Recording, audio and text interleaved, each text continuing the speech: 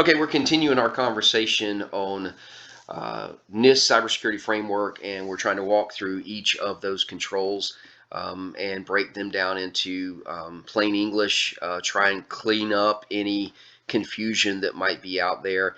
And so we're talking about PRDS 1, and we're also going to talk about 2. So PR is protect, and DS is data security. 1 and 2 are both related to protecting the data, i.e. encryption. Uh, Control number 1 relates to data at rest. Control number 2 relates to data in transit. And what we wanted to do was just maybe clear up the whole at rest and transit.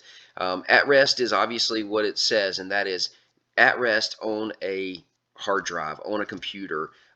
What's at rest is on a database in your server room. What's at rest is on your laptop, on your desk. That would be at rest. So the encryption there is pretty straightforward, pretty clean cut. And when we ask for evidence, we're looking to see that sensitive data on those in-scope systems is encrypted. Data in transit is when, again, like it says, when data is moving. Now that one's a little bit not more difficult, but it's something that's not just as easy as saying, well, what are our in-scope systems? It's something that we're going to ask for. Hey, do you have a list of your in-transit data?